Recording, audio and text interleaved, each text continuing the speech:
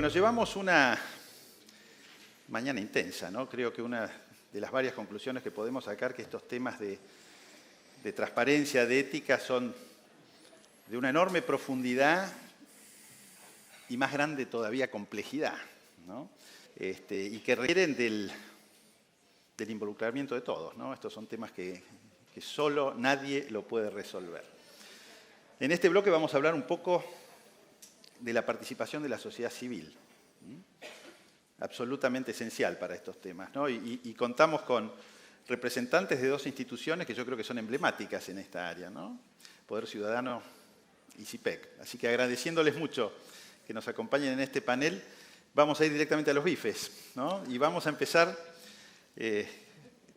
con Hugo. Hugo, ¿cómo evaluarías vos la participación de la sociedad civil en este tipo de temas en Argentina? Ustedes, desde Poder Ciudadano, tienen una visión, inclusive siendo parte de Transparencia Internacional, una visión bastante global. ¿Cómo evaluarías la participación en Argentina del ciudadano, de la sociedad civil?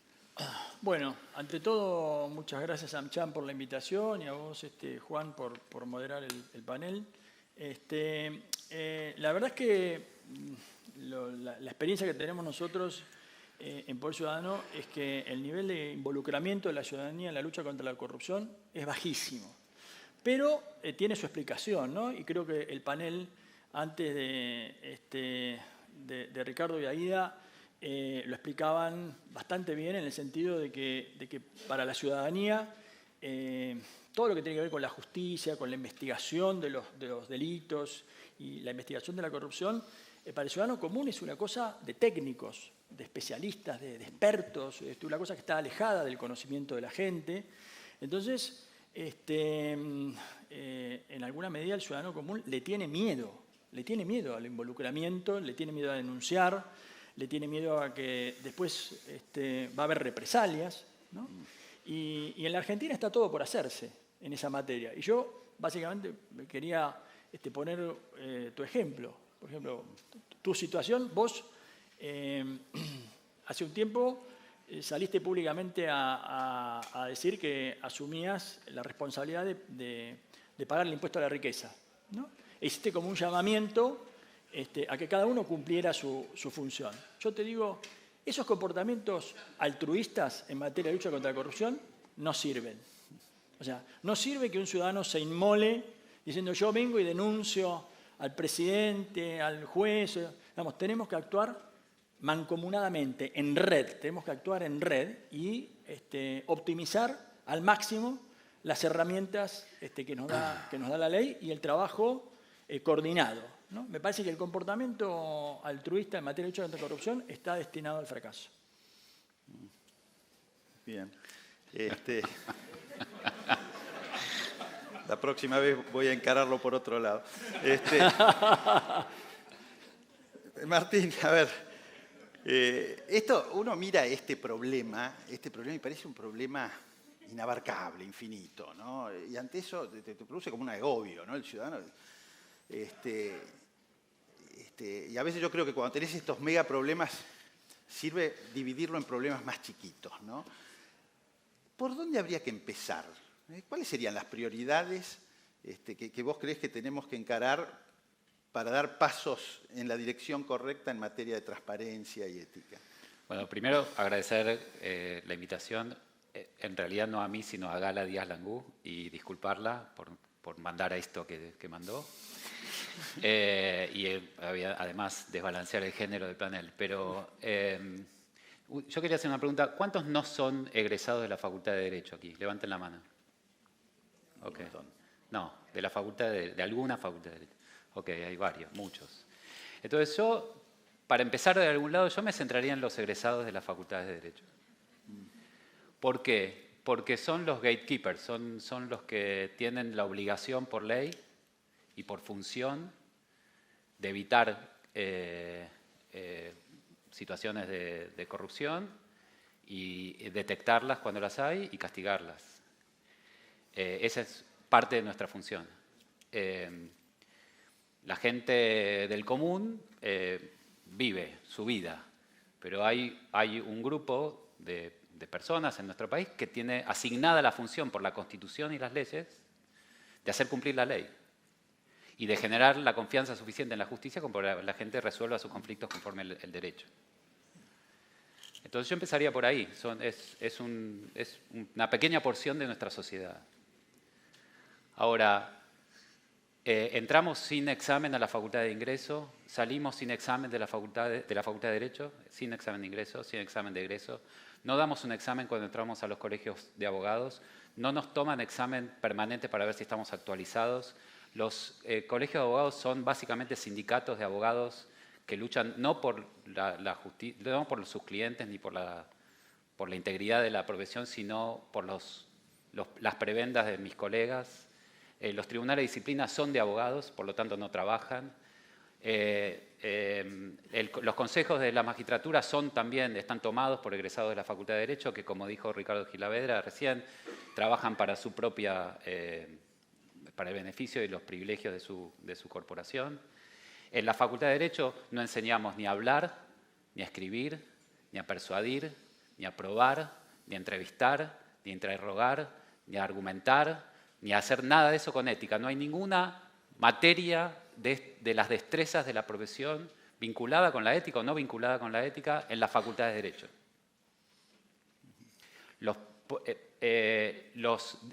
Aida decía que los jueces tienen que trabajar más. No trabajan más porque muchos de ellos, los mejores de ellos, están dando clase. Nuestra Facultad de Derecho no tienen profesores de Derecho, tienen abogados y jueces que en su tiempo libre dan clase. Mandan a sus ayudantes o repiten el texto en la clase.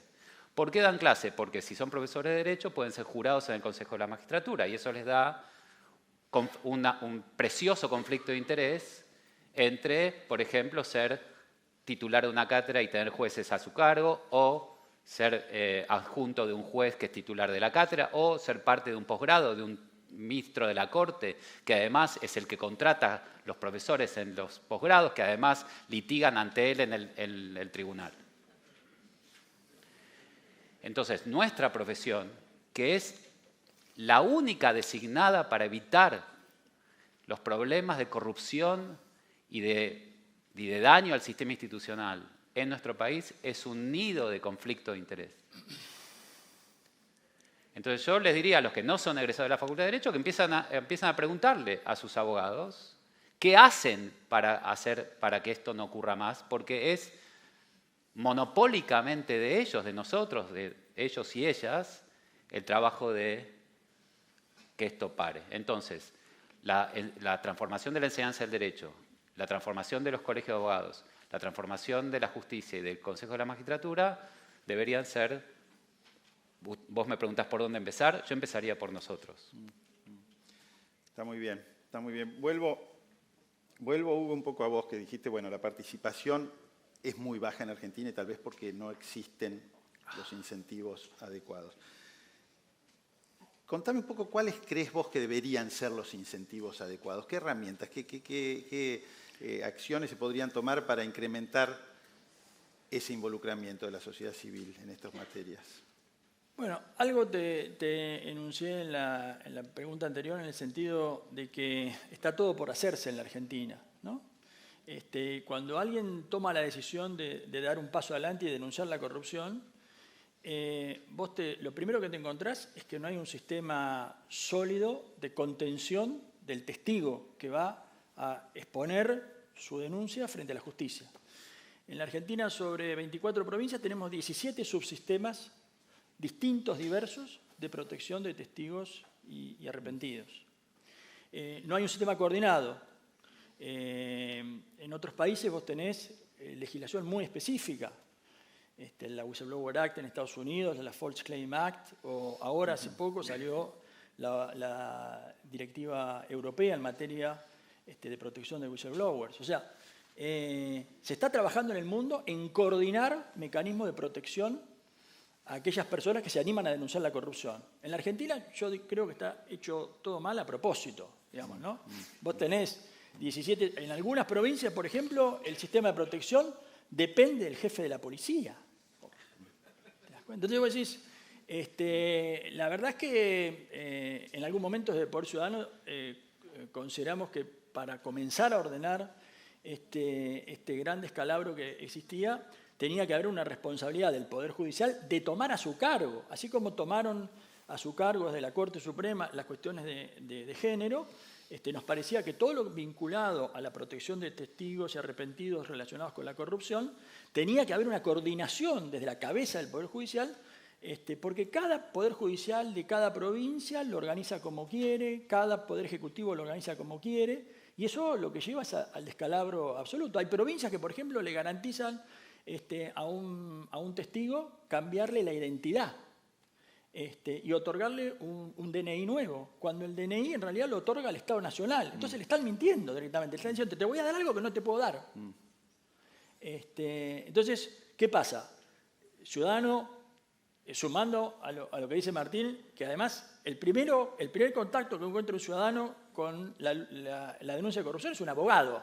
Y si el abogado se comporta de esta manera, imagínate ya la precaución que tiene que tener el ciudadano frente a dar ese primer paso. Digo ciudadano, digo empresa, digo porque esto no solamente le pasa al ciudadano de a pie, le pasa también a la empresa.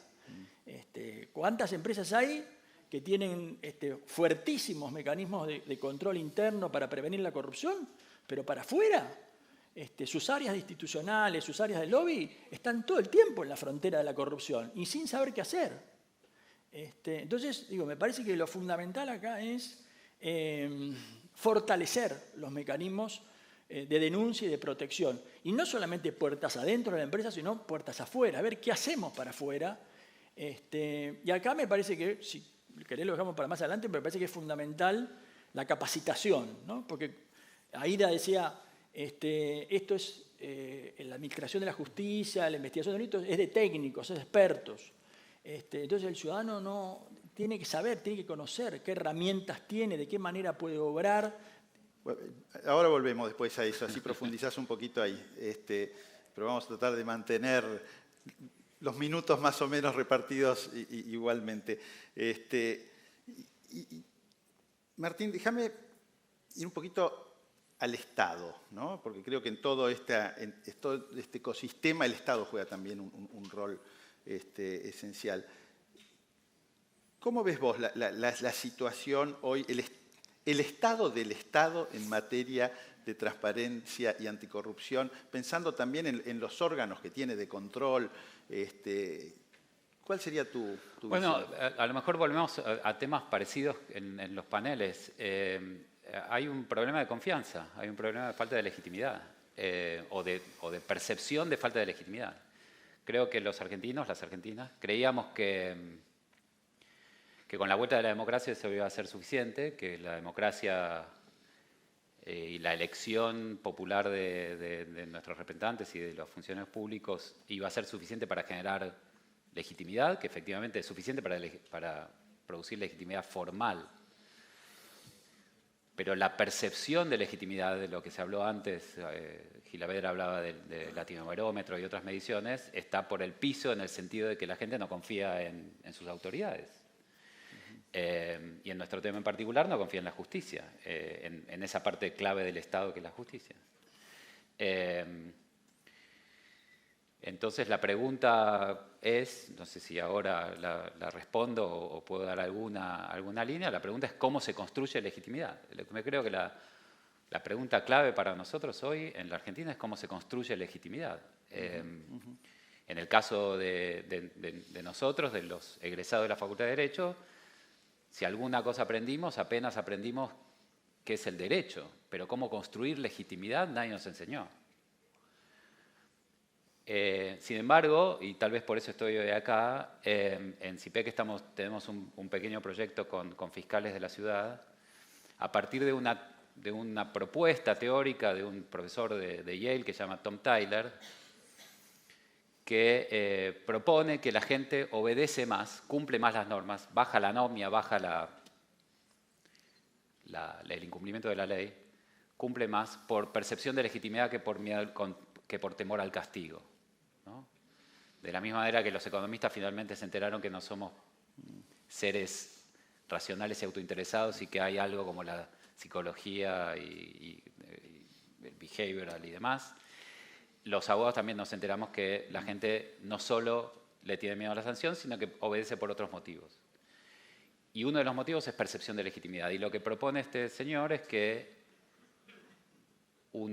que la gente cumple más por percepción de legitimidad que por temor a castigo, y es más barato, porque temor a castigo necesita que el castigo sea creíble, la amenaza sea creíble, que tiene que estar ahí todo el tiempo, tiene que haber un policía bajo el semáforo todo el día. En cambio, la percepción de legitimidad dura más y es más eficaz. Ahora, si tengo un segundo, ¿cómo operacionaliza esta teoría la legitimidad? Y es básicamente que a una persona a la que no puedo convencerla de que la decisión que hago contra ella sea justa porque cree que ella sigue teniendo razón, pero necesito que acepte la legitimidad de la orden. Uno, tengo que lograr que esa persona acepte que yo la escuché y escuché sus argumentos seriamente, ¿no? Darle voz, se llama eso. La traté con respeto. Eso quiere decir que si llegué tarde le pedí disculpas, que a diferencia de muchos lugares de tribunales hay un baño accesible y decente, que cuando hace frío hay calefacción y cuando hace calor un aire acondicionado, hay un sillón razonable, lo atiendo en lugares más o menos razonables, me pongo corbata, no como otros que ya no se ponen corbata. Lo trato con respeto. Dos, entonces vos respeto. Imparcialidad, no solamente ser imparcial, sino parecer imparcial, cosa que muchos de mis colegas muy famosos estos días no están cumpliendo. Uno puede ser imparcial, pero si no parece imparcial, eso es la ética judicial, viola la ética. Uno no puede ir a determinadas fiestas, no puede jugar al fútbol en determinados lugares, no puede ser profesor y trabajar con gente con la que tiene conflicto de interés. No solamente ser imparcial, sino parecerlo. Y la última, la cuarta, es hablar con claridad. La idea del lenguaje claro del que estaban hablando antes. Entonces, si uno le da voz, respeto, imparcialidad y claridad, aumenta la percepción de legitimidad y aumenta el cumplimiento. Y eso uno puede hacerlo en situaciones muy prácticas, muy claras, muy fáciles, y no solamente obviamente fiscales, sino en una empresa, en el ejecutivo, en el judicial, en todos los lugares donde necesitamos que la gente cumpla órdenes, aunque no estoy de acuerdo con la orden. Interesante, ¿no? Porque no dejan de ser cosas básicas y de sentido común. Parece que estamos errando en lo básico, ¿no? Pero como dijimos antes, hay que trabajar para eso. Hay que estar a las 7:30 de la mañana en su lugar de laburo. Y con corbata, Hugo, vos y yo. Sí, estamos sonados. Y con corbata. Vamos a perder el juicio. Hugo, déjame volver, vos querías profundizar y me parece muy bien esto de capacitación, ¿no? Yo creo que en el fondo es lo mismo, digamos, ¿de qué estamos hablando? Estamos hablando de reglas de formación, tanto de los abogados, de los jueces y de los ciudadanos. Yo creo que el primero que se tiene que formar es el ciudadano. El ciudadano sea ciudadano de a pie o ciudadano empresario, ¿no? Me parece que no es lo mismo luchar contra la corrupción en un contexto como el que vimos hoy en la Argentina, donde tenemos arrepentidos que salen de abajo de las baldosas, sumas millonarias de dinero que se transfieren a espaldas de los presupuestos. Digo, me parece que en ese contexto hacer negocios y denunciar la corrupción no es lo mismo que en otros países que tienen altísimos estándares, con justicias eficientes, con magistrados formados, con sistemas de selección formados. Entonces me parece que la puerta de entrada, me parece que más que el abogado es el ciudadano. El primero que tenemos que capacitar es al ciudadano, para que sepa de qué manera enfrentar la corrupción en este contexto en el que hoy vive, ¿no? Nosotros en Poder Ciudadano hicimos un trabajo con Harvard que llamaba La copia y la coima, ¿no? Que trataba de emular, de alguna manera, creo que en esa época estaba Juan Martín en poder, a ver si esa práctica del buchón, del colegio, de no te metas, después implicaba que ese ciudadano iba a convertirse en un corrupto el día de mañana. La conclusión del trabajo fue diametralmente opuesta y lo que apareció fue que había problemas de violencia que había que solucionar en los colegios. Esto se focalizó en los colegios de la provincia de Buenos Aires.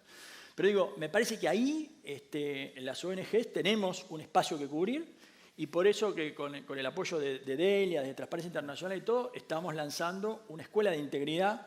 Los invito a que ingresen al sitio de Poder Ciudadano, ORG. Es un modelo que se replica en 80 países en los cuales Transparencia Internacional tiene presencia, donde la idea justamente es empoderar a los ciudadanos y a las empresas en herramientas de lucha contra la corrupción. Básicamente, tengo un pedido, una situación determinada, ¿qué tengo que hacer? ¿Qué puedo hacer? ¿Qué riesgo corro? ¿Dónde puedo ir? ¿Dónde es más seguro? ¿Cuáles son las herramientas que en este contexto, esta situación, me permite dar el paso adelante y denunciar o no denunciar y levantar los petatis e irme a otro lugar, ¿no? Eso también puede ser. Entonces, la idea es, está en el Estatuto del Poder Ciudadano asumir el compromiso de capacitar a ciudadanos en materia de lucha contra la corrupción. Era una deuda que teníamos pendiente y con el apoyo de Transparencia Internacional, por suerte, lo estamos hoy llevando a la práctica.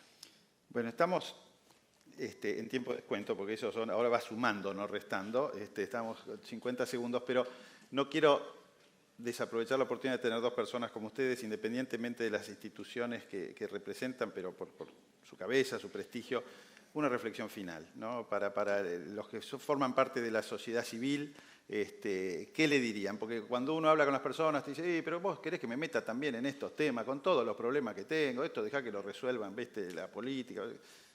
Palabra final, Martín. Hablas con dos personas que además tienen sus obsesiones, entonces lo único que podemos es repetir nuestras obsesiones. Yo insisto en la cuestión de la formación, pero ustedes trabajan todo el tiempo con abogados y abogadas. Yo creo que tienen que reclamar que sus abogados y abogadas cumplan con su deber. Sus abogados y abogadas le tienen que decir a ustedes que no. Y ustedes no pueden, cuando sus abogados y abogadas le dicen que no, con razón, no pueden salir a buscar, a hacer shopping de algún abogado o abogada que le diga que sí. Porque si un abogado le dice que sí, cuando le tiene que decir que no, se terminó el Estado de Derecho en la Argentina. Y si bien nosotros desde nuestro lado no estábamos haciendo las cosas como para que los abogados digan que no cuando tienen que decir que no, y nadie nunca diga que sí, y los que digan que sí los echamos, nosotros no estamos cumpliendo con ese deber, ustedes por lo menos tienen que saber que eso es así. Y ustedes pueden decirle que no a un abogado que les propone que ustedes digan que sí. Entonces yo creo que al final la cuestión de la transparencia o de la corrupción es que ustedes también tienen que decir que no. Que no, que ustedes no, si ustedes son empresarios, no son corruptos. Y nosotros somos abogados, no somos sus cómplices en el delito que ustedes quieren cometer. Entonces, la cuestión de la transparencia termina ahí. La sociedad civil entre ustedes y nosotros es esa. Nosotros les podemos decir cuándo sí, pero sobre todo les tenemos que decir cuándo no. Y si nosotros les decimos sí cuando les tenemos que decir que no, ustedes tienen que decir que no. Porque ni ustedes quieren ser delincuentes, ni nosotros queremos ser sus cómplices. Ustedes quieren ser empresarios o ciudadanos de una democracia constitucional decente, y nosotros queremos ser sus abogados y abogadas. Porque queremos vivir en una sociedad decente. Entonces, en el fondo de todo esto, la cuestión se termina ahí. Cuando ustedes digan que no, y nosotros les digamos que tienen que decir que no. Gracias. Hugo. A mí me parece, Juan, que hay un gran desafío para poder enfrentar la corrupción en un contexto como el que vive hoy la Argentina. Y me parece que en ese sentido los ciudadanos tienen una altísima responsabilidad, pero dentro de este contexto, ¿no? No es lo mismo luchar contra la corrupción en otros países que aquí. Entonces me parece que tenemos que presuponer que los empresarios están aquí para ganar dinero, agregar valor a la sociedad en la que viven, y que es el contexto, en todo caso, el que determina a obrar de una manera o de otra. Entonces, poder saber qué herramientas tenemos para obrar en ese contexto de una manera determinada nos saca del dilema de si queremos ser corruptos o no queremos ser corruptos. Yo presupongo que mis clientes, las personas que se acercan al Poder Ciudadano quieren respetar la ley y quieren obrar como se debe. Lo que pasa es que hay un contexto determinado que si vos no operás de la manera que opera tu competidor, bueno, vas a ser ineficiente. Entonces, el primer problema es ese diagnóstico, de qué diagnóstico hacemos de cómo enfrentar la corrupción hoy en la Argentina. Después, el segundo paso será una discusión de valores. ¿Okay? Bueno, muchas gracias a ambos. Gracias.